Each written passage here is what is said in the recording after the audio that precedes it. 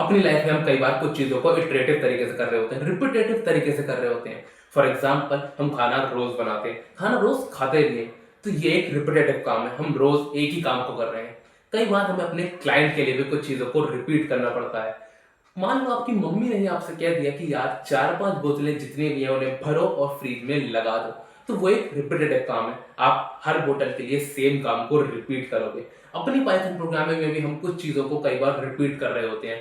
For example अगर हमें एक प्रोग्राम लिखना है to print the natural numbers 1 2 3 4 5 till 100, तो अगर इस केस में आप एक एक करके प्रिंट स्टेटमेंट लगाने बैठ गए तो आपका प्रोग्राम बहुत लंबा हो जाएगा, आप थक जाओगे यार, एक एक करके print 1 print 2 print 3 print 4 print 5, मैं तो बोलते बोलते ही थक गया।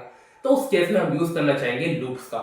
आज एक बेसिक इंट्रोडक्शन दूंगा आपको लूप्स के बारे में, बेसिकली फॉर लूप्स के बारे में बताऊंगा आपको कैसे ये लूप्स का कंसेप्ट हमारी पाइथन प्रोग्रामिंग को बहुत ज्यादा स्ट्रॉन्गर बनाता है, आपके प्रोग्रामिंग करने के तरीके को बहुत ज्यादा एफिशिएंट बनाता है और आपका एज अ प्रोग्रामर बहुत ज्यादा टाइम भी बचाता है। कैसे, चलता हूं बिगम की तरफ एंड लेट्स गेट स्टार्टेड। वैसे तो हमने लूप्स के बारे में काफी कुछ पढ़ ही लिया था। पिछली वीडियोस में ही मैंने आपको काफी कुछ बताया था लूप्स के बारे में, आपने काफी कुछ समझ भी लिया था। लेकिन आज थोड़ा डिटेल में जानेंगे लूप्स के बारे में। तो मैंने यहाँ पर लिखा हुआ भी है कि sometimes we need to repeat a task multiple times in a program and instead of writing again and again the same code we use loops at that time। तो बेसिक सा मतलब यार वही है कि उस टास्क को मैन्युअली रिपीट ना करने की बजाय हम उसे लूप्स की मदद से रिपीटेटिव बना देते हैं। तो हमारा प्रोग्राम अच्छा भी लगता है और हमारी एफिशिएंसी भी बढ़ जाती है, हमारा टाइम भी बचता है। तो अगर मैं आपसे यहाँ पर कहूँ कि पहले तो डे 19.5 ए पी भाई यू नहीं करना था, पी पाई करना है, इसको रीनेम करके इसको करते हैं पाई, ये हो गया ठीक है। अब अगर मैं आपसे कहूँ कि यार 1 से लेके 5 तक के मुझे नंबर्स प्रिंट करके दो, तो आप कहोगे यार मतलब क्या छुट्टू मुट्टू फिर दोबारा। ये तो हम कर सकते हैं, बड़े आराम से कर सकते हैं। हम यहाँ लिखेंगे प्रिंट 1 और इसको मैं कर लूंगा रेप्लिकेट 5 बार, फिर 10 बार कर लूँ। तो हाँ, मेरे को मालूम है कि यहाँ पे जैसे अब ये 1 है, ये 2 कर लो, इसको आप 3 कर दोगे, तो ऐसे कर करके आप इसको रिपीट कर सकते हो और आप 5 तक 10 तक ले जाते हो। आप कर ले रहे हैं, मैं नहीं कर रहा, ठीक है। तो आप कर लोगे इसको, कोई बड़ी बात है भी नहीं। मैं इसको रन करूंगा तो आउटपुट आ भी जाएगा। बट क्या हो कि अगर मैं इसको बोलूँ कि 1 से लेके 50 तक करो, 100 तक करो, हो सकता है आप वो भी कर लो। और भरोसा है यार मुझे, आप कर लोगे, आप मेहनती हो, कर लोगे आप। थोड़ी-सी परेशानी भी होगी, फ्रस्ट्रेशन भी हो सकता है हो थोड़ी बहुत कि अगर मैं 100 तक कह दूँ तो, बट आप कर लो। करने मत बैठ जाना यार। अभी एक चीज़ सुनो मेरी, क्या हो अगर वो नंबर 100 या 200 की जगह 20,000 हो, फिर समस्या हो जाएगी, बहुत गहन समस्या हो जाएगी।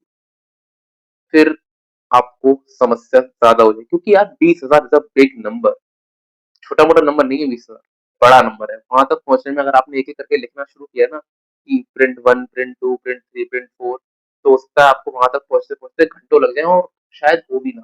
फ्रस्ट्रेशन इतनी ज़्यादा हो जाएगी यार, मतलब क्या फालतू चीज़ है ये। तो उस केस में हम यहाँ पर यूज़ करेंगे लूप्स का।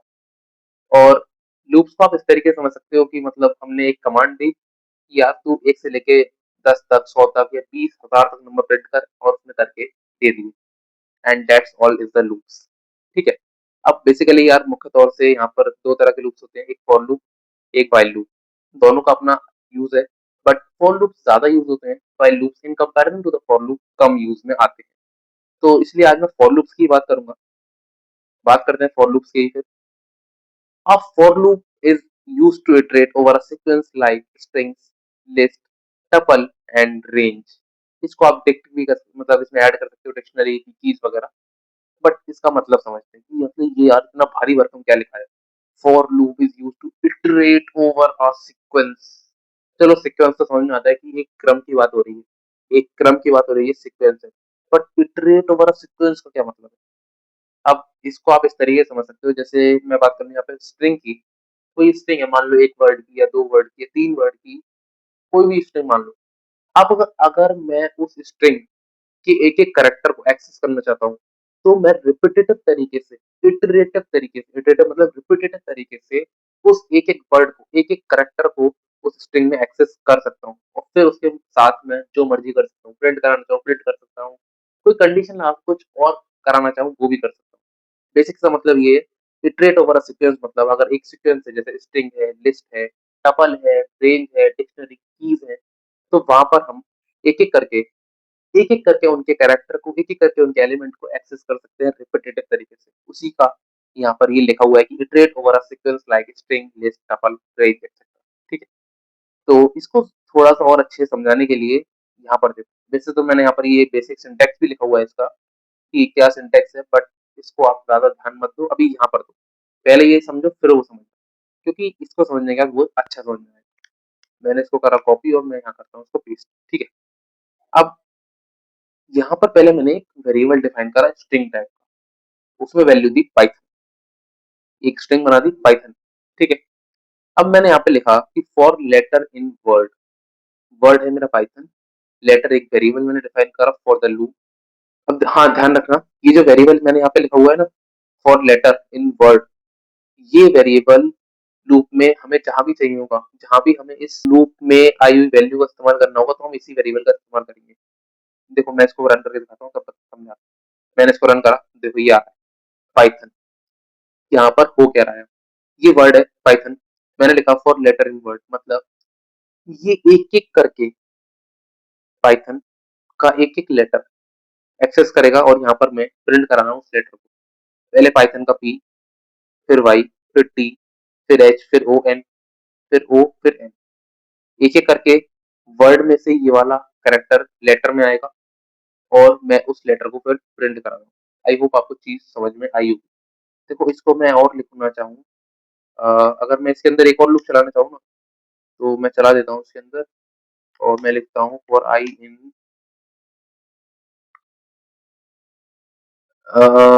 लेटर। लूप नहीं चलाते इसको, मैं एक इफ कंडीशन लगाते हैं, वहां से समझ में आएगा। If letter equal equal h, then print कर दो इट्स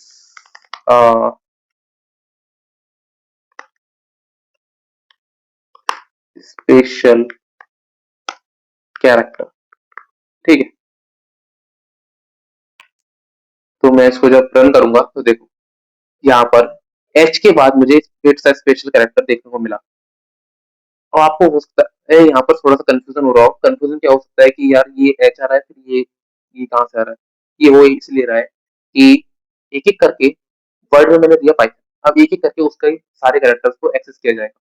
एक एक करके सारे कैरेक्टर उसके लेटर में आएंगे, जो ये वेरिएबल मैंने डिफाइन करा लूप के लिए, इसमें एक एक करके उसके सारे कैरेक्टर्स आएंगे। फिर मैं उसको प्रिंट करा रहा हूँ, तो यहाँ पर ये मुझे प्रिंट होकर दिखाई दे रहा है। जैसे ही यहाँ पर एच आएगा, पी हो गया, वाई हो गया, टी हो गया, जब से ही नंबर आया एच का, तो यहाँ पर चेक होगा क्या लेटर, मतलब ये जो वेरिएबल जिसमें ये एक एक करके सारे कैरेक्टर्स आ रहे हैं इस वर्ड के, क्या वो एच है। अगर है तो वो प्रिंट कर देगा इट्स अ स्पेशल कैरेक्टर। ठीक है? तो देखो ये यहाँ पर हो रहा है, बाकी चीजों के लिए नहीं हो रहा क्योंकि एच केवल एक बार आ रहा है। तो आई होप आपको ये समझ में आया होगा। और ये कोई रैंडम प्रोग्राम मैंने बना दिया, इसका कोई मतलब नहीं है, सेंस नहीं है, बस मैंने बोला उसने कर दिया। क्योंकि यार सेंस हमें बनाना है, लॉजिक हमें बनाना है, कंप्यूटर जस्ट उसको इम्प्लीमेंट करेगा। ठीक है? अब ये चीज स्ट्रिंग के लिए एक एलिमेंट है, लिस्ट के लिए, सॉरी स्ट्रिंग के लिए एक एक कैरेक्टर है, लिस्ट के लिए एक एक एलिमेंट है, टपल के लिए एक एलिमेंट होगी, डिक्शनरी के लिए एक एक चीज होगी। हर एक iterable object, string, list, tuple, इन सबको हम इटरेबल ऑब्जेक्ट कहते हैं, क्योंकि एक एक करके हम इनके कैरेक्टर्स को एक्सेस कर सकते हैं। ये इस तरीके का अलाउ हमें करते हैं, तो ये सारे इटरेबल ऑब्जेक्ट्स होते हैं। एक एक करके हम इनके कैरेक्टर्स को एक्सेस कर सकते हैं, एलिमेंट्स को एक्सेस कर सकते हैं। इन सारे इटरेबल ऑब्जेक्ट्स में हम ये लूप चला सकते हैं और उसके लिए वहां पर मतलब अलग अलग होगा। अब जैसे ये तो हो गया स्ट्रिंग का, आई होप आपको समझ में आया होगा। अब यहाँ आता हूँ लिस्ट के ऊपर। अब मैं इसको यहाँ पर पहले इसको कमेंट आउट करते हैं, उसके बाद यहाँ पर आता हूँ। अब देखो, अब अगर मैं इसको रन करूंगा तो ये इस लिस्ट का एक एक एलिमेंट मुझे यहाँ पर प्रिंट होकर दिख गया। मैंने यहाँ पर लिखा for fruit in fruit, fruits मेरी लिस्ट है, फ्रूट एक वेरिएबल डिफाइन करा गया लूप के अंदर, जिसमें एक एक करके ये लिस्ट के सारे एलिमेंट आते जाएंगे और फिर मैं उन्हें प्रिंट करा रहा हूँ। सिंपल प्रोग्राम ये है।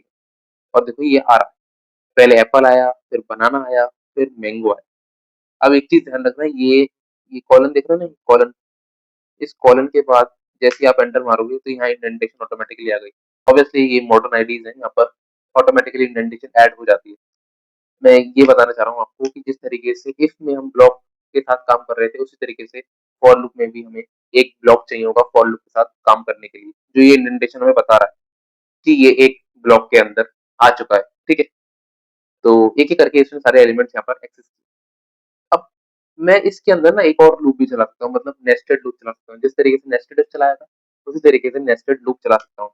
उसमें कोई बड़ी बात नहीं है। मैं यहाँ लिखूंगा कि जैसे मान लो कि ये फ्रूट अब एक स्ट्रिंग बन चुकी है, जैसे कि ये फ्रूट यहाँ पर एक एक एलिमेंट है ये लिस्ट का, ये अपने आप में एक स्ट्रिंग है, तो यहाँ पर ये एक स्ट्रिंग बन चुकी है। अब अगर मैं इस स्ट्रिंग के भी एक एक कैरेक्टर को एक्सेस करना चाहूँ, जैसे मैंने यहाँ पर करा था, तो उसके लिए मैं एक और लूप चलाऊंगा। मैं यहाँ लिखूंगा फॉर सी एच इन, ये नाम आप कुछ भी दे सकते हो, ये सी एच मैंने अपनी इच्छा से दिया है, तो मैंने लिखा है for c h in fruit और कॉलन और प्रिंट सी एच। अब ध्यान रखना कि जो वेरिएबल आप यहाँ डिफाइन करोगे, वही वेरिएबल आपको यहाँ पर भी देना होगा, क्योंकि वो वही एग्जैक्ट वैल्यू प्रिंट अगर आप कराना चाहते हो तो आपको वही वेरिएबल देना होगा ना।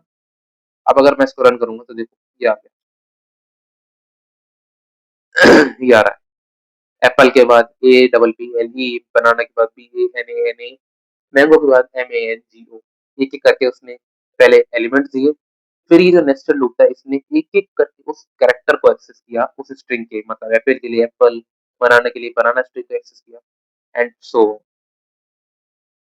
तो ये है for loops for strings and for loop for list. इसी तरीके से आप इसको टपल पे भी लगा सकते हो, डिक्शनरी कीज पे भी लगा सकते हो, रेंज पे भी लगा सकते हो, और काफी कुछ से कर सकते हो। ठीक है, तो अभी के लिए तो मैं इसको कमेंट आउट करता हूँ और आता हूँ अपने उस क्वेश्चन पे जो मैंने आपसे क्लास की शुरुआत में पूछा था। व्हाट इफ अगर हमें 1 से लेके 20,000 तक के नंबर्स को प्रिंट करना हो, तो उसके लिए हम यूज करेंगे यहाँ पर रेंज फंक्शन का। हालांकि आप काफी ज्यादा वाकिफ हो इस फंक्शन से, रेंज, क्योंकि पिछली 2 बार जब भी मैंने इससे बात करी है फॉर लूप से, मैंने रेंज फंक्शन का ही यूज किया है। तो एक बार थोड़ा सा और समझते हैं इसे करीब से कि रेंज फंक्शन होता क्या है। मैं इसको यहाँ कॉपी करूंगा और यहाँ पेस्ट करता हूँ। यहाँ पे लिखा हुआ है कि फॉर आई इन रेंज 5, या इस रेंज 5 का मतलब है 5 बार, मतलब ये एक रेंज है। रेंज है 0 से लेके 4 तक, ध्यान रखना 5 इंक्लूडेड नहीं है, 0 से लेके 4 तक की रेंज है 5 बार, मतलब 0 1 2 3 4, 5 बार चलेगा लूप, लेकिन 0 से लेके 4 तक चलेगा। ध्यान रखना इस चीज को। अब अगर मैं इसको प्रिंट करूंगा तो ये देखो ये आ रहा है 0 1 2 3 4, ये 0 1 2 3 4 की रेंज में चल रहा है। एक एक करके सारे एलिमेंट्स यहाँ पर आ रहे हैं आई में, और मैंने आई को प्रिंट करा लिया, तो ये मुझे देखने को मिल गया 0 से लेके 4 तक। अब अगर आप कहो कि यार मेरे को तो 1 से लेके 5 तक चाहिए, कोई समस्या नहीं, यहाँ पर एक आप प्लस 1 कर लो, ये आपको 1 से लेके 5 तक दे देगा। चल तो 5 ही भर रहा है ना। उसका एक फॉर्मेट है कि वो 0 से लेकर 4 तक चलेगा। आपकी इच्छा है, आपको उसको कैसे चलाना चाहते हो, क्या आउटपुट लेना चाहते हो। तो मैंने यहाँ पर ऊपर आ रहा था 0 से लेकर 4 तक, मैंने +1 करा तो 1 से लेकर 5 तक आ गया। आप +2 करना चाहो +2 भी कर सकते हो, आपको 2 से लेकर 6 तक मिल जाएगा। +3 में 3 से लेकर 7 तक मिल जाएगा। वो टोटली आप पर डिपेंड करता है कि आप इसे कैसे नचाना चाहते हो। बेसिक चीज यही है कि वो 5 बार चलेगा, लेकिन इंडेक्सिंग के फॉर्मेट में चलेगा 0 से लेके 4 तक।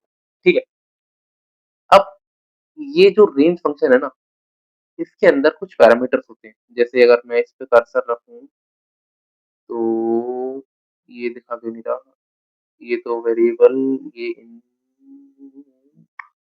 देखो ये आ गया, ये आ गया स्टार्ट, स्टॉप, और एक होता है स्टेप। तो पहले इन दो की बात कर लेते हैं, स्टार्ट और स्टॉप की। स्टार्ट स्टॉप का मतलब है कि जैसे अगर मैं यहाँ लिखूं कि 1,5, तो यहाँ पर ये मुझे वैल्यू देगा। मैं इसको +1 को मैंने हटा दिया यहाँ पर अभी के लिए, तो ये मुझे 1 से लेके 4 तक वैल्यू देगा। ध्यान रखना अगेन 5 इंक्लूडेड नहीं होता, क्योंकि ये n-1 तक चलता है। मतलब अगर 1 कॉमा n लिखा हुआ है तो 1 कॉमा n-1 तक चलेगा। इस केस में 1 कॉमा 5-1 4 तक चलेगा। तो वही ये चल रहा है, 1 2 3 4 इसने मुझे आउटपुट दे दिया। मैं इसको अगर 9 तक चलाना चाहूँ तो मैं इसको लिखूंगा 10। अगर 10 तक चलाना चाहूँ तो यहाँ मैं एक बढ़ाकर लिखूंगा, क्योंकि n-1 तक ही मुझे आउटपुट देगा। देखो ये आ रहा है, ये आ गया, 1 से लेके 10 तक इसने मुझे यहाँ पर दे दिए।